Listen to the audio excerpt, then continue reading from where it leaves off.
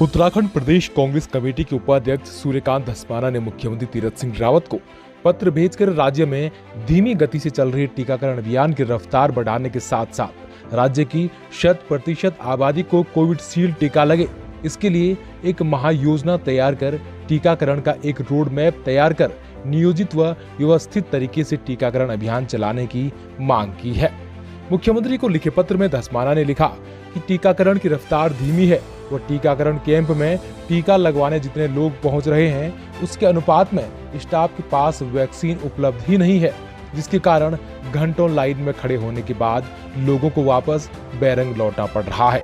उन्होंने कहा कि केंद्र सरकार से अभी तक जो भी वैक्सीन राज्य को उपलब्ध करवाई है वो आबादी के अनुपात में 1% भी नहीं है और अगर इसी गति से वैक्सीन केंद्र देगा तो पूरी आबादी को टीका लगने में 1 साल से भी अधिक का समय लग जाएगा।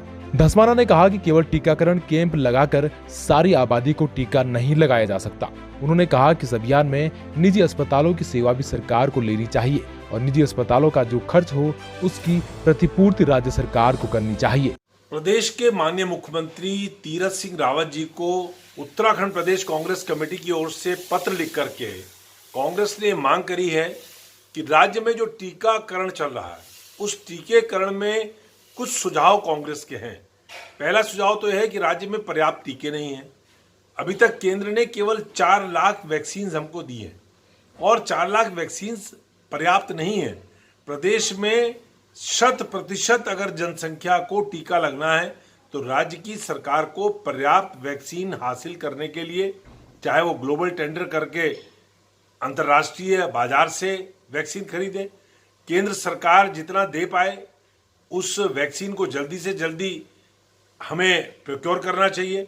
इसके अलावा जो टीकाकरण का अभियान है उसको और व्यापक बढ़ाना पड़ेगा। हमें कैंप्स बढ़ाने पड़ेंगे, हमें कैंप्स में पर्याप्त टीके भेजने पड़ेंगे और कैंप्स के अलावा जितने हमारे निजी अस्पताल हैं उनमें भी टीकाकरण का अभियान शुरू करना पड़ेगा। उसमें जो निजी अस्पतालों का खर्चा आएगा वहां पर नर्सिंग स्टाफ का, वहां पर डॉक्टर्स का, उसकी प्रतिपूर्ति राज्य की सरकार करे। लेकिन अगर हम निजी अस्पतालों को इन्वॉल्व नहीं करेंगे और केवल कैंप्स के भरोसे रहेंगे तो मैं समझता हूं बहुत लंबा समय लगेगा टीकाकरण में।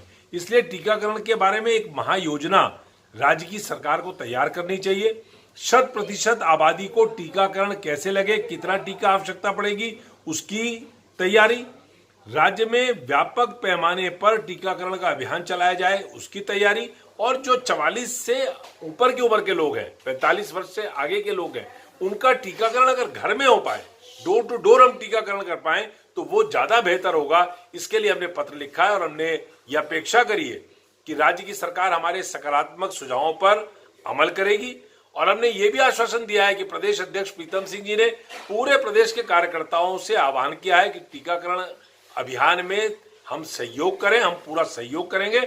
और एक हमने जो सबसे इंपॉर्टेंट बात कही है कि इसको टीकाकरण के जितने कैंप्स लग रहे हैं उनमें शुभारंभ, उनमें उद्घाटन, उनमें भाषण, इसको पूर्ण रूप से सरकार आदेश जारी करके प्रतिबंधित करे, क्योंकि उसमें वीआईपी अगर जाएगा, वहां पर भाषण होगा, वहां पर उद्घाटन होगा, तो वही स्थिति होगी जो ऋषिकेश में विधानसभा अध्यक्ष जी के साथ हुई। तो मैं समझता हूं कि इस पर सरकार को अमल करना है। माउंटेन वैली टुडे के लिए देहरादून से अजय मित्तल की रिपोर्ट।